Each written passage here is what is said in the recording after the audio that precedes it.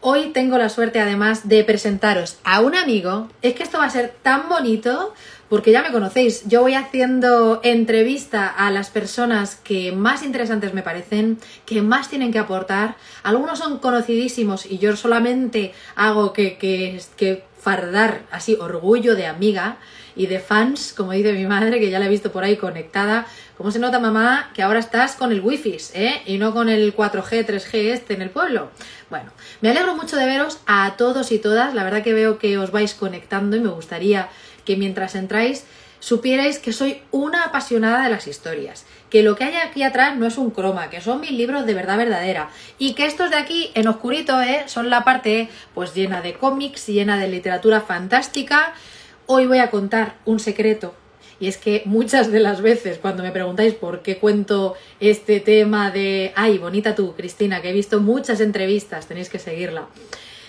Muchas de las veces me decís, haces muchos paralelismos con guiones, con pelis. Bueno, pues porque soy una friki. O sea, vosotras tenéis esta compi ubicada con un poquito de celofán aquí puesto en la mitad de las gafas, ¿sí? Y que jugaba rol. Yo soy una de ellas.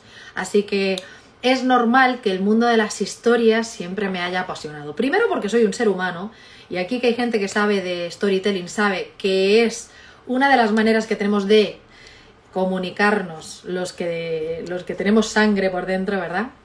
Y que nuestra conformación genética, siglos de conformación genética, nos lleva a ser seres gregarios que necesitamos de la historia.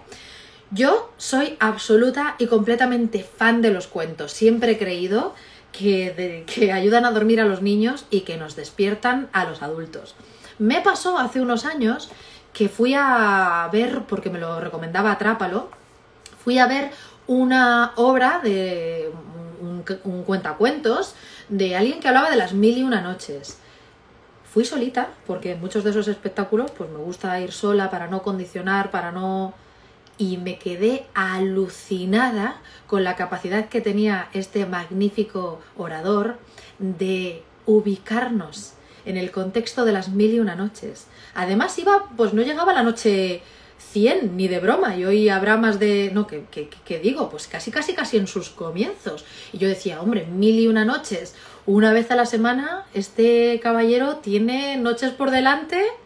Lo cierto es que nos encandiló a todas las personas que estábamos ahí y lo curioso es que todos los que le hemos seguido en algún momento hemos tenido cerca a este súper maestro. Hoy os voy a presentar a Héctor Urien.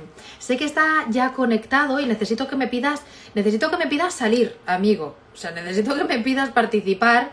Creo que yo también puedo hacerlo, pero siempre que me pedís así como amistad de quiero hablar en este directo contigo, lo tengo más fácil. Si no, yo creo que también, Héctor, te puedo ayudar poniendo por aquí una invitación y allá que va, amigo mío. Invitación mandada para Héctor como quien se pasara papelitos en el instituto. Amigo, juguemos. Ahí estoy. Espera, a ver. Ahí. Estaba escuchando y está encantado, Mónica. Que nos conocemos desde hace muchos años, es verdad. Y muy feliz, claro, de acompañarte. Ay, amigo, se me va a ver el plumero. Yo te quiero mucho. Eres Yo tú un también. colega con el que hemos vivido muchas aventuras. Yo tengo el honor de haberte acompañado por los pueblos de España. Sí, hicimos una road movie, una road trip. Absolutamente. Ahora, lo que yo disfruté, porque es verdad, a los adultos nos fascina, pero si supierais la cara con la que las criaturas miran a Héctor Urien contando, es como se les desencajan los ojitos, las mandíbulas, y es una fantasía verte hablar, la verdad, Héctor. Yo hoy te invito a este rinconcito porque bravo por ti y bravo por, de verdad, o sea, en estas 101 estrategias de storytelling, el arte de contar una historia, hay gloria bendita. O sea, esto es palabra por palabra lo que necesitamos saber para seducir, para convencer y para lograr que la gente haga, suena un poco así, pero incluso lo que nos proponemos. ¿Qué hay en este libro? ¿A quién se pueden encontrar? ¿Quién eres, Héctor Urien? Cuéntanos. Bueno, el arte de contar bien una historia es un libro que reduce, jibariza un poco todas las experiencias que he tenido yo como narrador o como profesor, como maestro, como investigador de la narración oral y del acto de contar una historia en vivo, que es muy parecido a lo que tú haces, nos encontramos en el punto en el que ambos somos narradores presenciales y cómo utilizamos la palabra para transmitir, y no solamente la palabra, sino lo que en el cine se llama el subtexto, que te estaba escuchando antes, efectivamente, la referencia al cine o la referencia al cómic, es que es básico, porque todo se encuentra en la misma encrucijada, que es cómo contar una historia de la mejor manera posible, que es como yo llamé a este libro. Y yo andaba siempre buscando cosas, soy de naturaleza científica, y eso también lo sabes. Yo antes de dedicarme de vivir del cuento, por decirlo así, de dedicarme a la narración, al teatro y a la farándula de manera profesional, pues me dedicaba a investigar con pipetas y cosas así en los laboratorios. Y dejé todo eso para contar, ya hace 15 años. Y desde entonces cuento, pero eso te queda, o sea, siempre andas mirando qué hay detrás. Yo soy el que ve el cuadro y el que mira detrás, ya, pero ¿esto cómo va?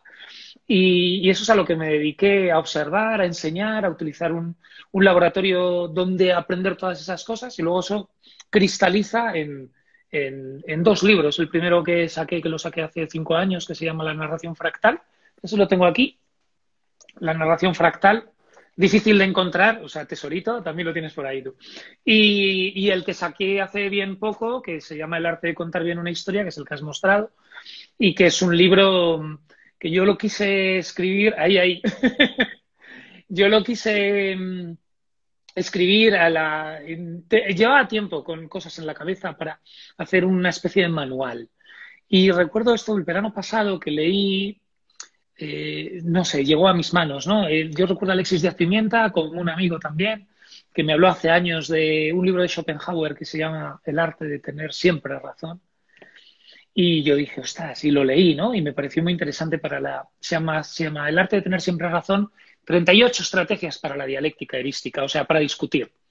Y la estructura de ese libro me pareció interesantísima, o sea, porque él iba al grano, contaba las 38 estrategias, las contaba de manera muy escueta y luego pasaba a la siguiente, y es un libro brevísimo, pero es un libro con mucha sustancia, o sea, para leerlo, releerlo, releerlo, pero que si lo pillas a la primera, pues ya está, o sea, no se enreda en tantas cosas. Y de ahí saqué la idea de cómo sistematizar todas estas cosas de esta manera. Y por eso escribí, bueno, yo dije 38 no, yo tengo que hacer 101 por la relación con las mil y una noches. Y ahí escribí esto, vamos, las estrategias, que son las diferentes estrategias que están, y luego como pequeños ejercicios por si alguien quiere probar.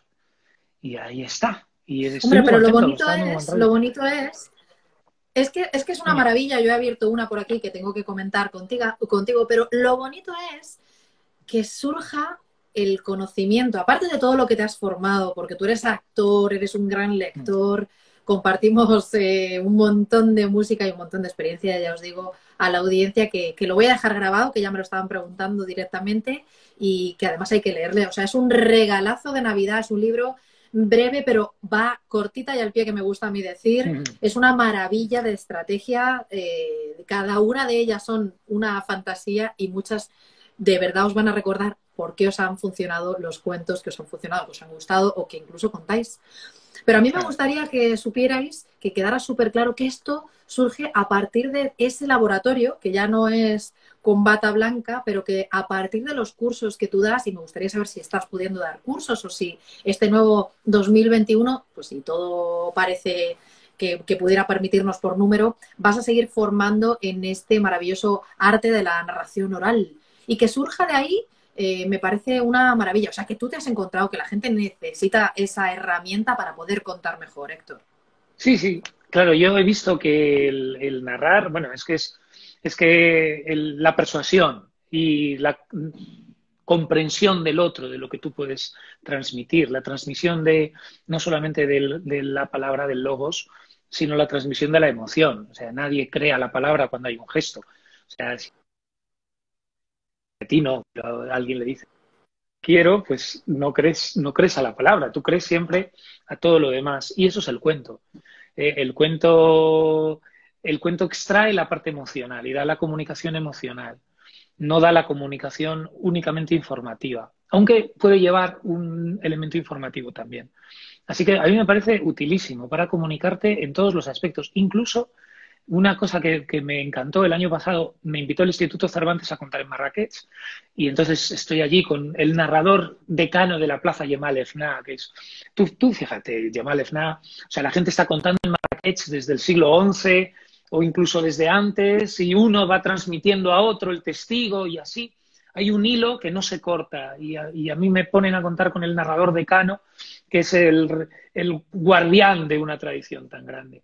Y yo no hablo francés, ni hablo árabe, yo lo conozco a este hombre un ratito antes de contar, y él tampoco habla español. Y a través de una intérprete, nosotros nos comunicamos a través de los cuentos, porque ambos teníamos un acervo común, que eran las mil y una noches, y decidimos contar en ese momento el mismo cuento los dos, él en árabe y yo en español. Y fue una hermosura, es que no necesitábamos más, o sea, los dos sabíamos de qué estábamos hablando. Y hubo gente también que me contó que es capaz de comunicarse, por ejemplo, con gente que viene que no sabe hablar español o que son refugiados o tal, pero tienen una referencia de cuentos que es la misma. Y entonces, a través de ahí, a través de esa referencia común, empieza el entendimiento. Eso es muy hermoso, porque el cuento lo llevas en el corazón, o sea, todo el mundo lleva Caperucita en el corazón. Qué bonito, o sea, parece que fuera un idioma más, el idioma del Exacto. cuento. Y si yo te preguntara qué es un atractor, solo como un pequeño aperitivo de lo que se van a encontrar aquí. Oye, a mí me gustaría dejar claro que yo baso muchas de las estrategias a la hora de contar claves discursivas, a la hora de ayudar a otras personas a escribir discursos. Me he basado en tu libro, sabes que en el método Claro. Bravo sales. Sí, Todavía no sí. estaba este segundo, pero en el primero ya dices cosas y en este me parecen todavía más certeras para los que quizá nos atrevemos menos con el cuento, aunque tú sabes que yo he contado uno en tu presencia. ¿Cómo me atrevería, Dios mío? ¿Cómo me atrevería? Pero salí viva, o sea que ahí ni Muy, tan muy mal, bien. pero sí me gustaría que supieran como un aperitivo. Oye, ¿qué es un atractor? Porque que vas a contar algo hoy, te voy a poner ojitos hasta que nos cuentes algo, pero esto del atractor, Algo ¿qué es? contaremos. ¿Cómo funciona? ¿Cómo funciona? Yo creo que el atractor es un elemento básico para comprender la oralidad.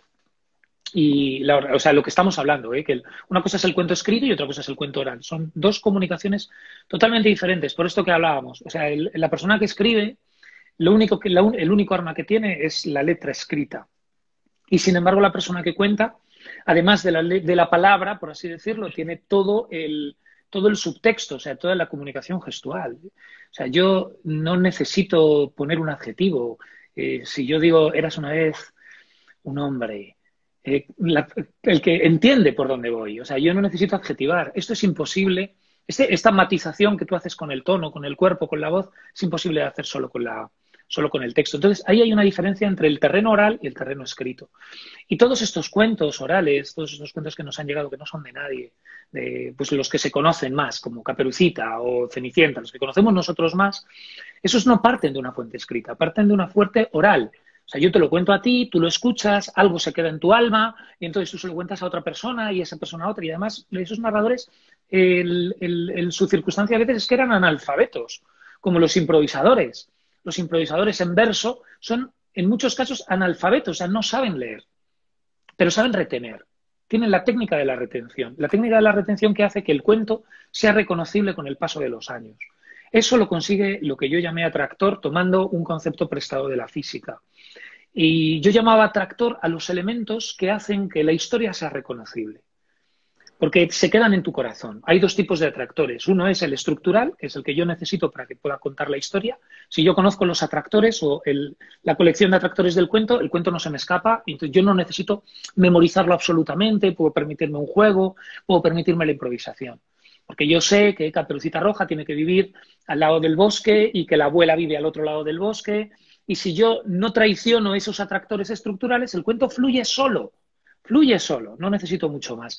Y luego está el que es más interesante, que es lo que yo llamo en el libro el atractor misterioso, que es el elemento que tú no necesitas para el cuento. O sea, tú, si lo olvidas, el cuento fluye, pero es peor.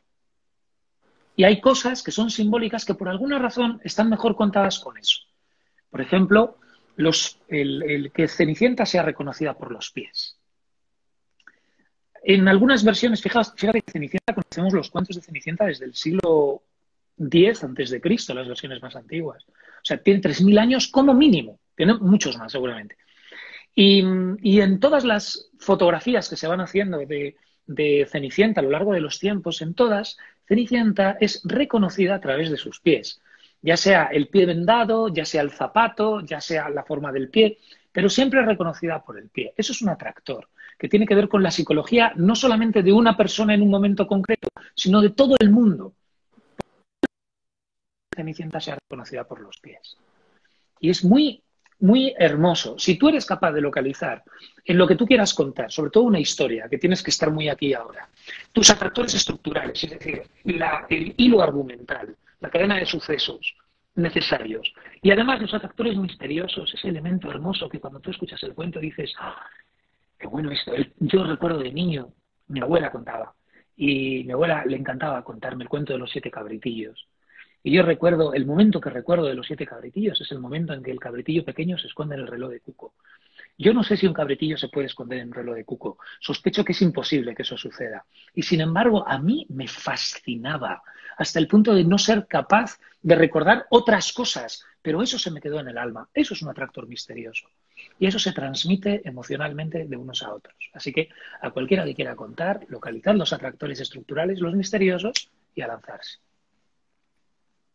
Pero claro, para aprender a identificarlos tienes que haber leído el libro de Héctor porque no es tan fácil. Tú Sí. lo cuentas y como los grandes expertos decís cosas que suenan muy lógicas, pero si no sabéis cómo, os aseguro que en un libro de apenas 160, 170 páginas, de verdad que te cuenta cómo y es un libro de cómo.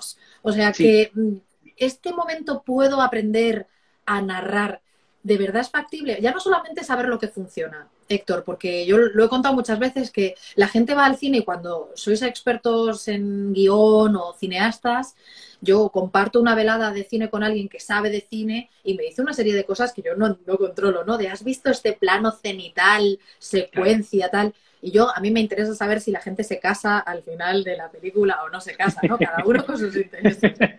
Pero a mí me gustaría saber si este libro, bueno, quizá me sé un poco la respuesta, pero y a los que nos gustaría saber contar, porque quizá tienen niños, porque los cuentos son para niños y son para adultos, de verdad hay claves para no solamente saber lo que funciona en el cuento y cómo identificarlo y buscarlo, sino para atrevernos a contar ese cuento que en nuestra infancia pues nos marcó, como a Tilde los Cabritillos y a mí, pues alguno de los cuentos que contaban mis abuelos que quien me conoce sabe que amo las palabras porque mi abuela era una cantante maravillosa y mi abuelo me enseñó a leer a una edad que no estaba previsto que yo supiera juntar las letras. ¿Se puede aprender a narrar a través de tu libro? Bueno, has dicho una palabra clave que es clave. Clave viene de llave, o sea, llave y clave tienen la misma etimología. Y efectivamente, el libro que yo escribí o que yo quise escribir es un manojo de llaves, con 101 llaves. 101. Y cada llave lleva una puerta y cada puerta abre a un camino, que es el que tienes que recorrer. Yo creo que aprender se aprende contando. O sea, tú quieres aprender a contar, tienes que aprender a contar. ¿Qué te da el libro mío? Te da un empujón para que tú cuentes. O sea, te dice, mira esto del atractor. Ah, pues lo voy a mirar en tal cuento. Ah, pues voy a empezar a contar. Ah, pues me doy cuenta. Ah, pues lo veo. Y ahí es donde tú vas a aprender. O sea, realmente el libro es el empujón que complementa la práctica, porque afortunadamente todos los seres humanos, todos tenemos capacidad de contar, todos. El que cuenta con la mímica, porque no tiene voz, el que se comunica con el que no le entiende, también, todos. Hay un cuento de Galeano, una historia de estas que contaba Galeano, de cómo me viene ahora a la cabeza, él hablaba de la gente que estaba en la cárcel, ¿no? Y cómo ellos estaban uno en una celda y otro en la celda de enfrente en las dictaduras, y como con un sistema de tocar, de golpear en la pared se comunicaban unos con otros. O sea, el ser humano se comunica de manera natural, no puede vivir de otra manera, busca la comunicación. Y cuando no habla con otro porque no tiene otro al lado, habla consigo mismo, como hace Robinson Crusoe, que inventa un coco para poder hablar con alguien. O sea, siempre estamos contando a alguien.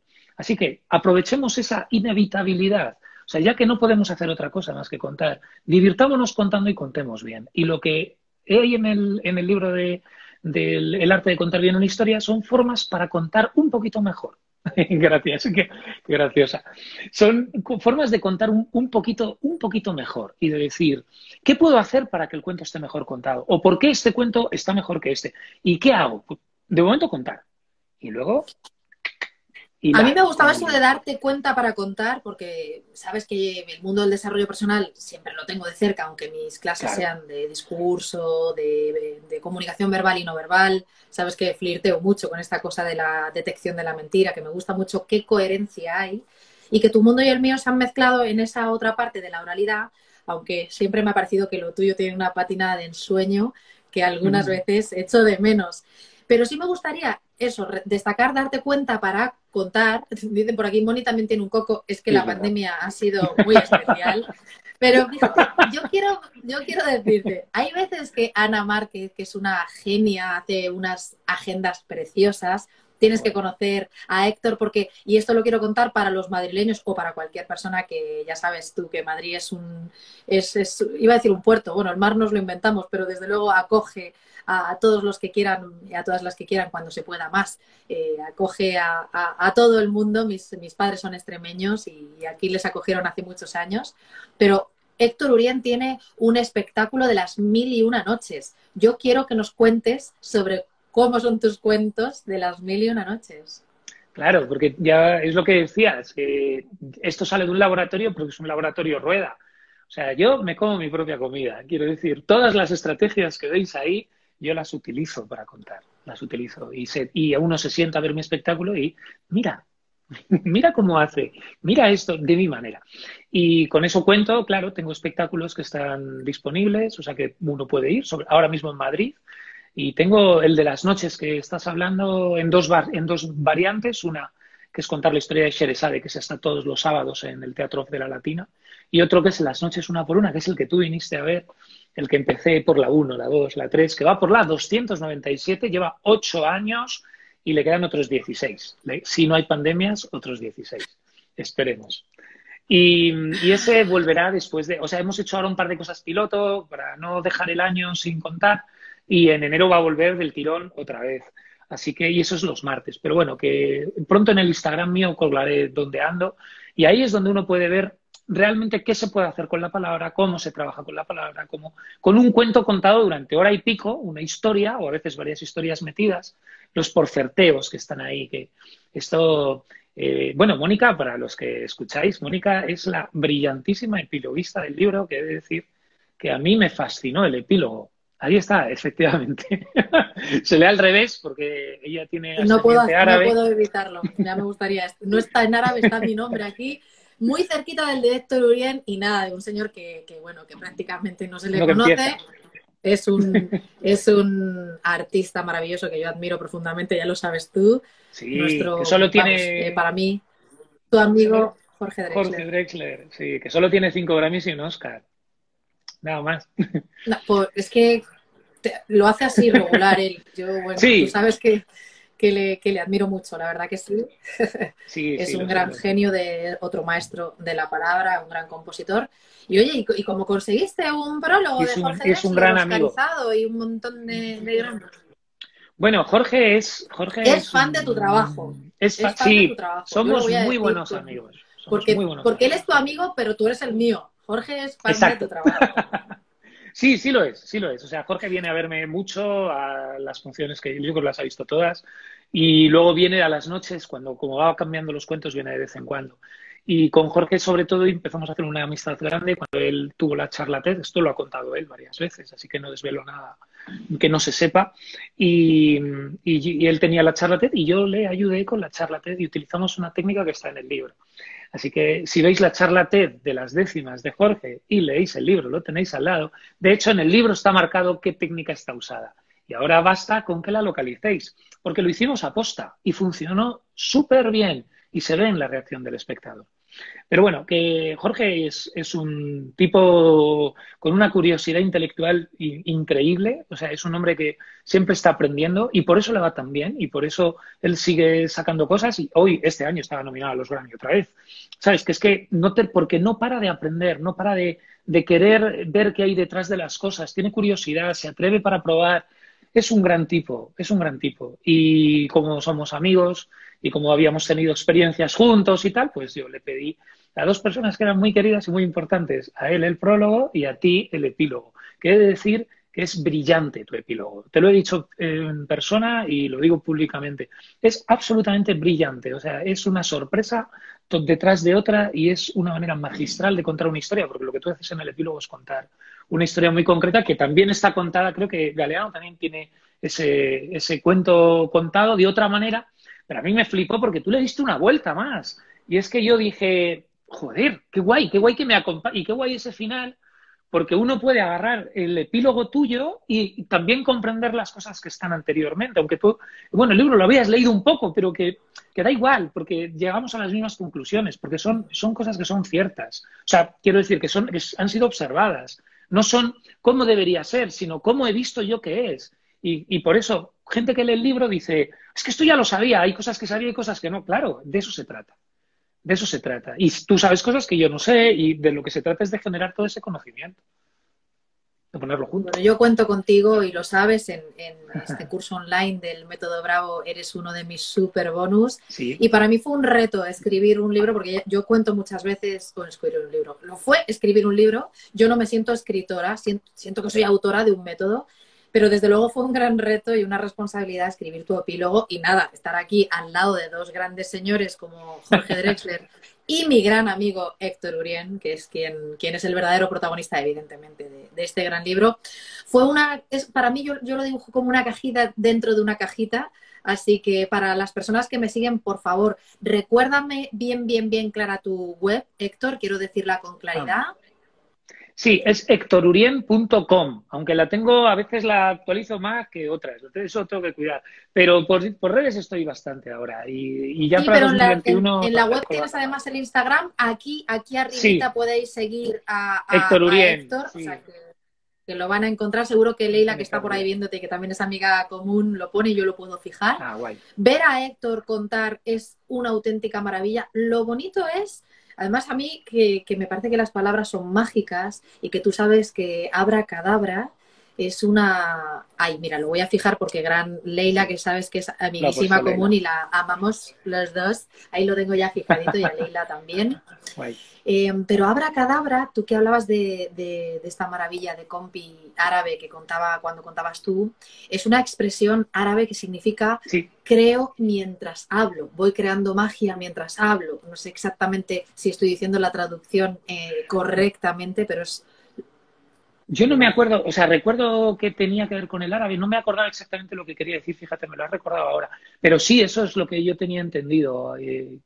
Voy generando mientras hablo. Qué hermoso, ¿eh? Voy creando de crear, ¿vale? No de creer, que también hace De falta crear, creer sí, sí, para sí, crear, sí. pero desde luego mientras voy hablando voy creando. Fíjate, tengo una pregunta en el tintero que no me aguanto y como tenemos todavía Vale. un ratito por delante, me ha parecido muy bonito que dijeran por aquí que es libro de Navidades. Os prometo que es un libro de cuentos sobre cuentos para el cuento y algunos incluso para vivir del cuento, pero maravillosamente profesionales, como es el caso de Héctor Urien. Yo te admiro mucho, amigo, lo sabes, lo he dicho una barbaridad de veces y así lo he mencionado en Método Bravo. Me diste un apoyo en el libro que para mí fue fundamental. Pero sí me gustaría saber, igual que yo veo charlas TED, que me pasó con esta y Cuánto se ve tu mano, que es una gran charla, ¿no? Del genial Jorge Drexler, pero hay cientos de charlas, la verdad, muy buenas. Pero yo tengo que decir que tengo una visión algo crítica. No significa que no me gusten, ¿eh? No me siento una crítica de cada una de las charlas, pero a las personas que voy ayudando, por ahí Ana lo decía, me has destrozado la forma de ver discursos, ahora lo veo y le saco pegas. Sí me gustaría saber, ¿te pasa escuchando cuentos o leyendo cuentos que has perdido un poquitín la inocencia? ¿Tienes esa mirada ya, este filtro de soy experto narrador? ¿O te dejas enamorar y seducir por el abracadabra de las obras? Por el voy creando. Pues depende. A veces, no sé quién decía que conocer la técnica es el salvavidas de la mala película o del mal cuento, ¿no? Porque ya si el cuento no me atrapa de por sí, pues por lo menos estoy analizando qué cosas están hechas y cómo están hechas. Y de esa mirada, pues de repente te hace no perder el tiempo, ¿no? No, si la historia me encanta, yo me dejo llevar. O sea, pongo en blanco y sobre todo si tengo la posibilidad de volverla a ver. Y luego cuando las veo otra vez, pues es cuando analizo. Hay veces que es inevitable, porque es que lo ves y de repente te dices, mira lo que está haciendo aquí. y no puedes. Pero por lo general yo me dejo llevar, o sea, yo no soy no lo veo con ojos de entomólogo, ¿sabes? De diseccionador. Cuando estoy viendo. Intento que no, intento ver la peli o verla y luego porque me permito verlo después otra vez, si no, eso no hay necesidad. Y es cierto que hay veces que uno dice, "Cani, si hicieses esto, iría mejor". Pero bueno, oye, y cada uno tiene, ¿qué es lo que te pasará a ti con los TED? O de, Pues ay, hay veces que se te es que esto ocurre ya ese está muy visto. girito, ese girito o esa forma de comenzar. Si queréis ver un girito, el prólogo es una maravilla. Yo, de hecho, tuve la mala fortuna y el buenísimo acicate de leer el prólogo de Jorge Drexler antes de escribir el epílogo, y casi consigo no escribirlo del miedo que me dio, ¿no? Porque qué maravilla tu texto, qué maravilla la forma de comenzar tan bonita de Drexler, y qué maravilla pensar que tenemos debilidades. Hemos quedado ahora como, oye, sabiendo de esto, es verdad que le vemos las costuras a según qué cuentos o a según qué discursos, a veces se le ven las costuras, pero muchas de las veces nos dejamos encandilar. Esta es una pregunta terrible de respuestas reguleras, porque si le preguntáramos a Jorge cuál es su canción favorita, pues mi abuela tendría, no sé Jorge, pero mi abuela tendría una respuesta maravillosa, y es: ¿qué dedo me corto? ¿No? ¿Qué hijo quieres más? ¿Qué dedo me corto que no me duela? Decía mi abuela, ¿qué dedo me corto que no me duela? Bueno, yo imagino que son muchos los cuentos que han ido creando también tu vida, ¿no? Los cuentos nos acompañan, estarán los de siempre, habrá algunos nuevos. Escucharte hablar de sexo, amor y lo que surja es una maravilla y una novedad, te explota en la cara. Pero ¿hay algún cuento cortito por el que tú sientas alguna debilidad? Pues los cuentos son como los amores, que ahí hay cuentos que son amores eternos y hay cuentos que te fascinan en un momento dado y luego el cuento deja de acompañarte y hay cuentos que reaparecen, hay cuentos que... Entonces siempre hay. Pero hay un cuento breve de las noches, concretamente, de las mil y una noches, que es muy cortito y que a mí, no sé por qué, pero me pareció de una ternura y me ha acompañado en momentos como muy especiales. Yo recuerdo que se lo conté a Ángeles Barceló cuando me entrevistó por el libro, le conté ese cuento. Y recuerdo también en Casa Árabe contando una vez que se llenó de gente el año pasado, hace 2 años, para el Día de los Libros, la Noche de los Libros. Entonces Casa Árabe dispuso el auditorio que tienen de 150 personas. La función se llenó y aún hubo un mogollón de gente que se quedó sin poder entrar. Y yo no quise dejarles sin cuenta. Entonces, de pie, antes de entrar a la función, les conté esta historia. Y luego ellos se quedaron, habilitaron unos altavoces y se quedaron allí escuchando sin poder ver, pues como otras 50, 60 personas. No sé, fue una maravilla. Cosas que ahora nos parecen hasta delictivas, o sea, tanta gente junta. Pero entonces era delicioso. Y esa historia es muy guay. O sea, que la tendré que contar. La querrás que la Hombre, cuente. tienes aquí de un cuéntalo a cuéntalo por favor, a cuéntalo cuando se pueda, a por favor dime tu web otra vez, a dinos dónde te seguimos, regalo de Papá Noel, Navidades y cosas muy bonitas. Cuéntanoslo, No, porfa. os voy a contar porque hay muchos cuentos breves guays, pero... Y no hay ninguna razón, ¿eh? O sea, lo bonito de los cuentos es lo irracional, lo que no se comprende. Hay un cuento libanés que dice, despójate de la necesidad de comprender. Aquí, como en los cuentos, dice en el infierno, como en los cuentos, esa necesidad es un obstáculo. Y hay un cuento en las noches que habla de un poeta que se llama Abu Novas, que es un personaje real que existió, poeta libertino, poeta homosexual, poeta amante del vino, como Omar Khayyam. Y como decía un amigo, Kiko Caraval, decía, la gran tragedia es que los libertinos también envejecen, ¿no? Él decía. Y Omar Khayyam envejeció, o sea, Omar Khayyam, Abu Novas, envejece y al envejecer el médico que tiene le dice no puedes tomar vino y él va con un sobrino que tiene al médico y el médico y el sobrino dice claro al tío y el tío va Abu Novas que va encogido, va abrazado a sí mismo y llega hasta la casa y entonces Abu Novas, el poeta envejecido, se sienta y el sobrino se sienta con él y Abu Novas le dice, hijo, tú márchate, si yo me quedo aquí, no me va a pasar nada. Y el sobrino mira, ¿no? Mira hacia la cocina y finalmente se marcha. Y en cuanto se marcha, Abu Novas recupera la energía y de un florero que tiene doble, pues de ahí saca una pequeña ánfora de vino en un florero como Maradona, ¿no? Pues igual, entonces de un florero que tiene saca una ánfora de vino y entonces sirve la ánfora, se la sirve en una copa transparente. Y a punto está de beber cuando el sobrino entra por la puerta y ve a Bruno Valls a punto de beberse el vino. Y el sobrino le dice, tío, eso no lo puede ver el médico. Y a Bruno Valls, no, no, no, ¿cómo que no? ¿Me va a decir usted que no lo va a beber? No, no es eso, no es eso. ¿Cómo que no es eso? ¿Lo va a beber? No, que no es eso, que no es vino. ¿Cómo que no es vino? ¿Pero cómo que no es vino? Es vino si se ve, no es vino, no es vino. Es agua. ¿Pero cómo va a ser agua si está oscura? Dice el sobrino. Y él dice, es agua, sobrino. Lo que pasa es que al verte entrar tan hermoso, se ha ruborizado. Maravilla, maravilla. Menudo zalamero que estaba hecho, qué maravilla de Total. cuento. Ay, Mira, es muy bonito escucharte hoy. Que no se ha cortado la grabación. A veces se ha cortado un poquito, pero se ha escuchado bien. A mí Bueno, me a lo mejor gustaría, luego en el vídeo, lo cuando voy a subir esté, estará bien. Estoy convencida y si no, tendremos de pronto que hacer otra nueva entrevista y yo hay que seguir escuchando cuentos también, sí que se ha escuchado. Tristán García Ay, Tristán. siempre será su favorito. O sea, aquí hay verdaderas Mira, fanses, Félix, ¿eh? Su Instagram es Héctor Urien. Lo voy a, igual que he puesto un ratito tu web, voy a dejar el Instagram ahí puesto, @Héctor Urien. Sí, de Félix, sí, que lo ha puesto aquí, que es un fabuloso narrador, ¿eh? Félix Salvo. Y por ahí habla de Tristán García, que es un cuento de Álvaro Cunqueiro, que, bueno, lo cuenta mucho Kiko Cadaval, es quien lo puso en la oralidad y yo lo he contado alguna vez y es una barbaridad de cuento. Eso ya lo contaré otro día. Tristán. Bueno, pues otro día queda pendiente, pero sí me gustaría de verdad que supieran qué trabajo hay detrás. La verdad es que tiene todo el sentido imaginarte entre pipetas, saber que tu mundo era la investigación y todo lo que le has dedicado de tiempo a la investigación y sin prisas.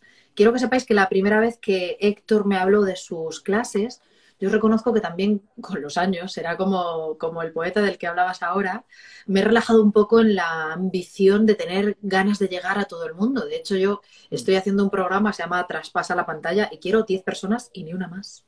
Pero voy a honrarte algo que la gente no sabe, y es que la primera vez que alguien me frenó en seco y me dijo, no, es que no quiero ser masivo, igual no quiero que sea para todo el mundo, y quiero que sean las personas que de verdad lo busquen. Tengo que escribir te tengo que pasar un poema de Amado Nervo que para mí es fundamental porque describe cómo en algún momento cuando vamos así arrojando margaritas, pues hay muchas de las veces que pasan desapercibidas, no acabaré yo la frase y diré que sea arrojarlas a ninguna clase de animal, pero que hay veces que alguien se agacha y recoge esta margarita y de pronto disfruta el olor y ves cuál es su reacción cuando disfruta delante de esa maravillosa flor, ¿no? Tan sencilla y a la vez tan poderosa. Te lo tengo que pasar porque es algo que tú me enseñaste. No tenemos por qué llegar a infinitas personas. La verdad es que además teniendo pues una forma de vivir tranquila, esa ambición está bien para algunas cosas y para otras a veces nos aleja del propósito. ¿Qué crees que te ha enseñado el mundo de los cuentos más a nivel personal? Si miramos para adentro, que van contando años, que nos conocemos amigos, ¿sí? Si miramos para adentro, ¿cómo te ha ido transformando el cuento?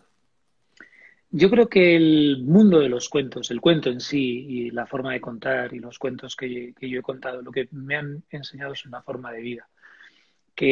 Una forma de vida, cómo se alimenta la vida cuando tú quieres encontrar una cosa que va más allá.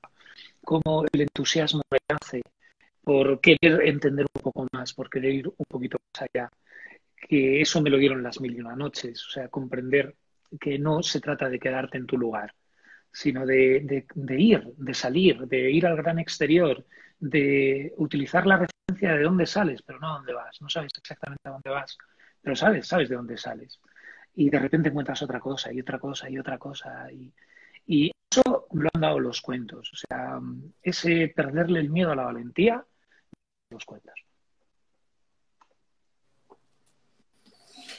Genial. Es que ahora sí se cortaba un poquitín, pero yo he escuchado todo. O sea, perderle el miedo a la valentía. ¿Ha sido esta frase tal cual, Héctor? Sí, eso he dicho. Sí, sí, sí. O sea, el decir, Bájalo a tierra para que yo la... Me ha subido el no, el brillo. que tienes, Explícame esto. estás en el cuento, ¿no? O en la forma de contar que yo puedo llegar a tener. Yo empecé con las mil y una noches porque a mí me daba miedo contar cosas que no controlaba. O sea, te da miedo el escenario, te da miedo el mostrarte, ¿no? O sea, yo ya tengo un repertorio que funciona muy bien, listo, ¿para qué ir más allá? Y de repente el obligarme a hacer eso, el obligarme a contar una cosa distinta cada semana, obligarme a ir con el cuento blandito, sin saber muy bien si el público lo va a aceptar bien o cómo va a entrar o qué va a pasar ahí, a mí eso me asustaba mucho. Y eso es una valentía. Entonces, no tuve más remedio que perderle el miedo a ese susto. Y una vez que le pierdes el miedo a ese susto, entonces es cuando aparece el campo, de repente es como que se quita Matrix y aparece la realidad. Y esa realidad es infinitamente rica. Así que Qué maravilla, qué eso sabiduría y cuánto más allá del cuento hay cerca tuya, ¿no? Qué bonito. A mí me gustaría conocer algo que nos une otra vez en la oralidad, en este verbo volare que tú y yo disfrutamos de la magia de algo tiene, ¿verdad? Ese momento sin parangón de ponerte frente a la audiencia y darte cuenta que surgen cosas que yo por lo menos sola en frente a la página, al folio en blanco, no me salen. O sea, eso me parece una maravilla, que sea tan inspirador para mí tener a alguien cerca. Oye, una de las estrategias favoritas, por favor, este libro es oro puro. O sea, canelita en rama, Héctor Urien. Al revés, sí, ¿no? Esto está bien escrito, ¿eh? sí, Es el esa. Instagram, el que le da la vuelta, es el Instagram. Pero hay una estrategia que es el A71 y me gustaría saber si la estrategia es usa el humor en las conferencias, en tu caso en los cuentos, y no solo en el cuento, también es una maravilla verte relatar cuál es la ligazón entre el cuento y lo que tú vas explicando. Entonces, ¿qué recomendarías del humor? Algo que nos une a ti y a mí. La 71, es que se me ha cortado un momentín. Usa el humor, claro. Vale, usa el humor. Bueno, el humor relaja, por un lado. Y esa relajación, espera, me voy a quitar esto porque yo sonar mejor que se han agotado se le acaban las pilas con una facilidad. Uy, o me he ido. ¿Se oye bien? No, estás, se oye perfectamente. Ahora sí, perfecto. Todo bien, todo bien. El humor, la cosa que tiene el humor, desde mi punto de vista, es que relaja mucho, es que además genera grupo el humor, porque la carcajada es algo que todo el mundo comparte. La emoción más íntima es más tuya, también se puede palpar, pero es más sutil. Y sin embargo, la carcajada todo el mundo lo comparte. Yo creo que el humor es básico para entrar, para acercarte, para jugar con el espectador y personalmente es que me gusta. O sea, a mí me gusta que la gente se ría. Me gusta escuchar a la gente que se ríe y que se lo pasa bien. Me encanta, me parece estimulante y me parece que además suelta al público. Está el público europeo, entre comillas, que está tan acostumbrado a ver las cosas y a no participar de ellas. O sea, yo recuerdo ir al cine en Marruecos y la gente, y hablaban con el cineasta, que no estaba ahí, ¿no? Pero le decían cosas. Y estamos muy acostumbrados a ver las cosas desde fuera, quedarnos fuera. Y el humor rompe ese elemento con el transmisor. Entonces yo puedo recoger y devuelvo. Y es una manera, además, la risa es una manera de transmitir que algo te está emocionando. A veces no te hace gracia, pero te ríes.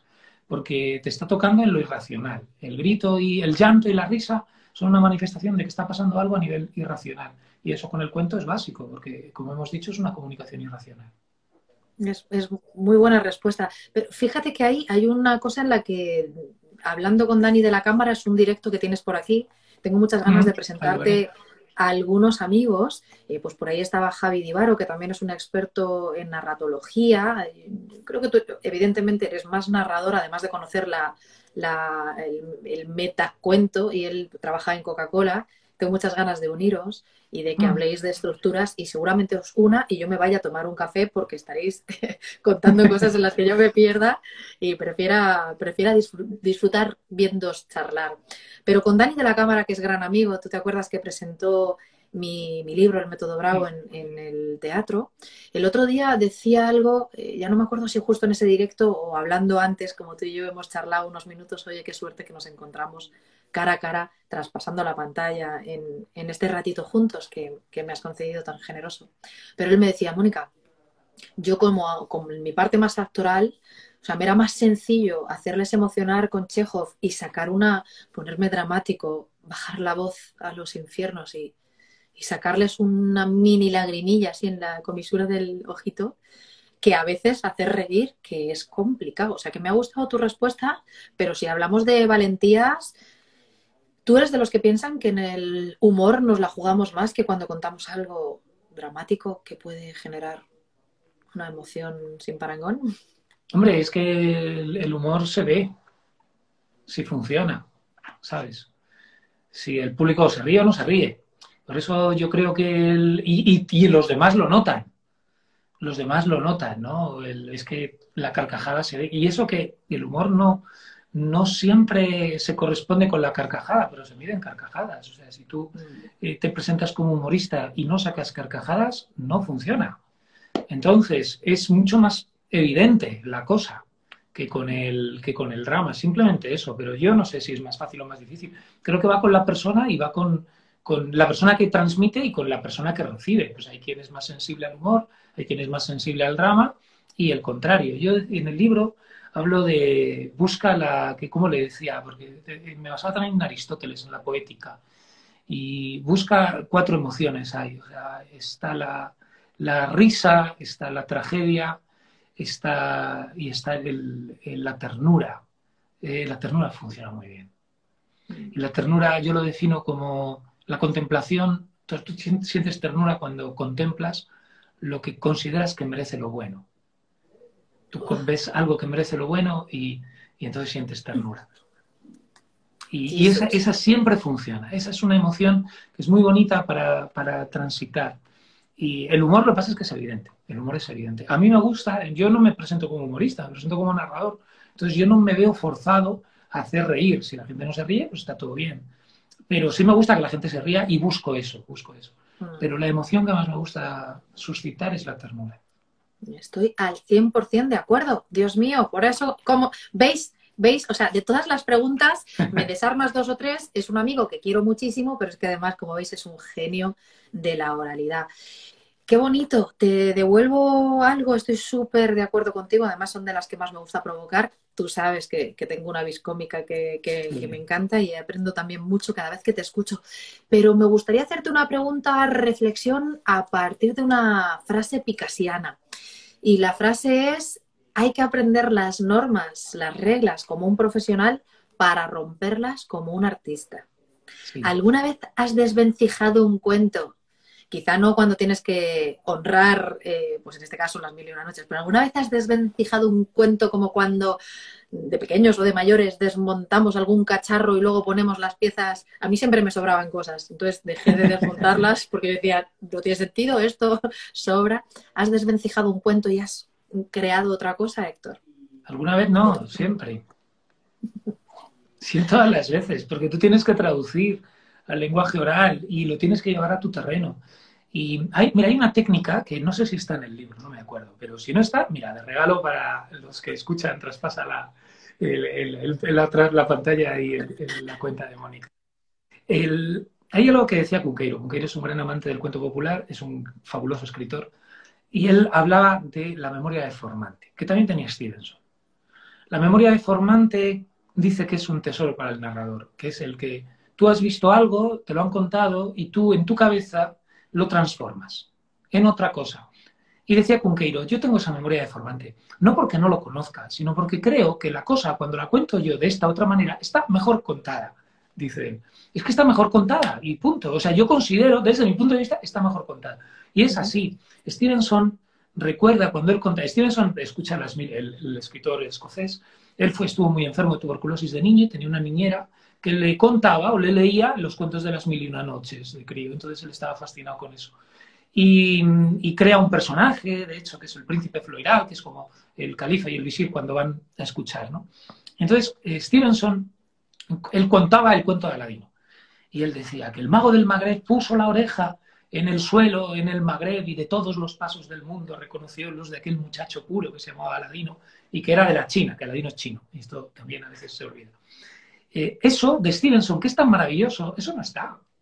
Eso no está en ninguna versión de Las Mil y una Noches. Stevenson se lo inventa porque tiene una memoria deformante y a él lo que le interesa es contar bien. Y punto. Y dice eso. No sabe si está o no está, pero yo que lo busco no lo encuentro. Eso es exactamente tener una memoria deformante. Permitirte contar.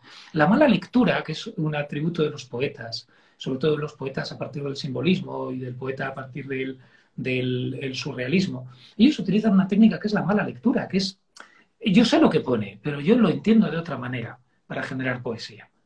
O sea que todo tiene que ver con eso, es toda una ciencia del error forzado además. O sea, lo que tú dices, desmontar y volver a montar, pero a tu manera y hacer una cosa diferente.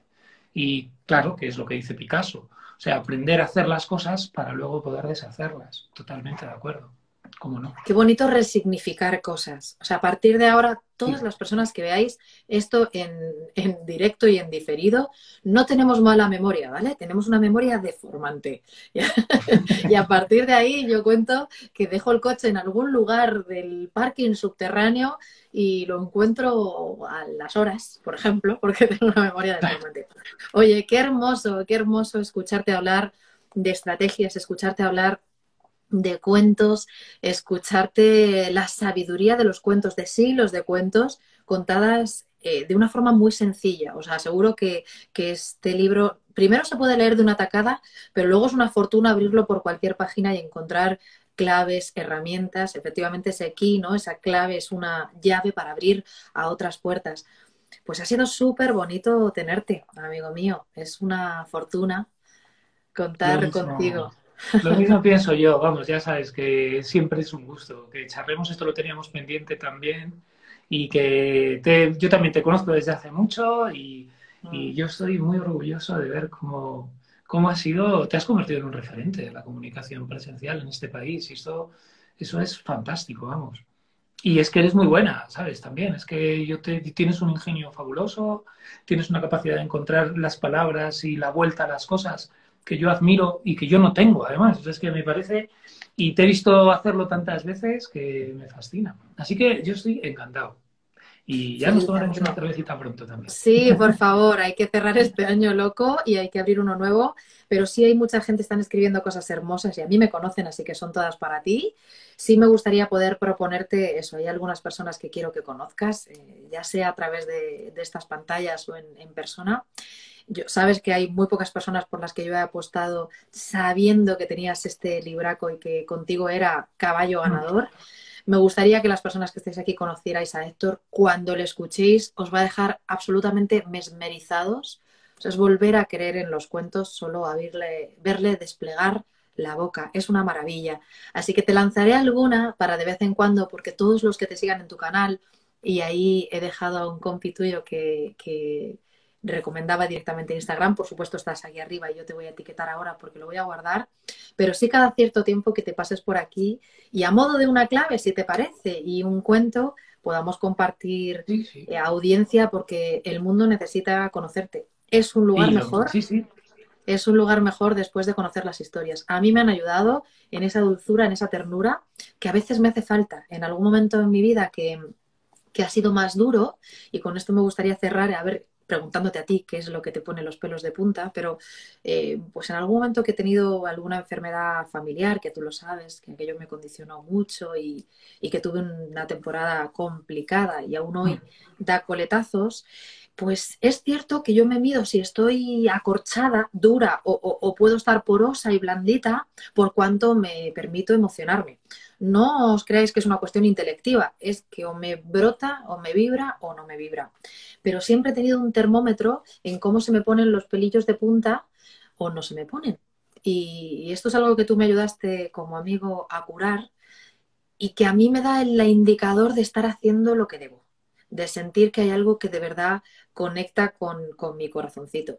Entonces, a mí me gustaría cerrar esta charla tan bonita, efectivamente, que mira, que hay mucha gente disfrutando, sabiendo, oye, ¿qué otras cosas que no sé en el cuento le ponen los pelos de punta horripilante, que significa poner los pelos de punta, pero no por terrible, sino que hacen que ese folículo peloso, ¿verdad? Se pueda erizar y te haga sentir que hay un escalofrío que te recorre el cuerpo. ¿Qué le pone los pelos de punta a Héctor Urien?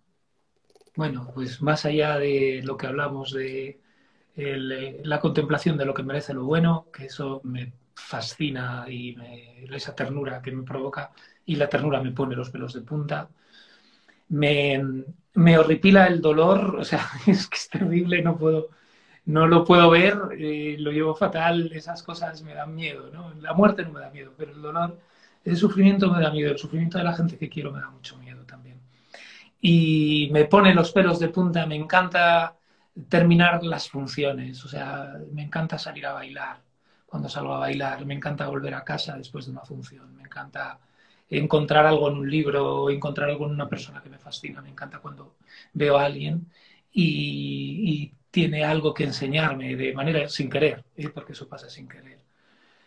No sé, me encanta los recuerdos, me gusta mucho recordar cosas, me gusta mucho pensar dónde estuve, qué pasó, con quién estuve. Me encanta, me pone los pelos de punta reconocer una voz querida, de repente, después de mucho tiempo, y reconocer una amistad intacta o una relación intacta cuando has dejado de verte con alguien, de repente te vuelves a ver. El amor, por supuesto, o sea, sobre todo los inicios del amor, cuando empieza el amor y cuando se redescubre el amor, todas esas cosas, a mí me fascinan. Sentirme en casa con alguien, o sea, cuando alguien es casa, esos momentos los tengo guardados en el corazón y esos recuerdos ponen los pelos de punta siempre.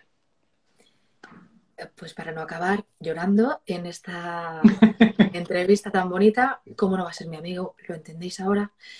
Si hay alguien que se merece lo bueno de este libro que está cruzando el charco y que es una hermosura, el arte de contar bien una historia, pues si hay alguien que se merece lo bueno, es nuestro nuevo amigo. Por favor, seguidle, Héctor Urien.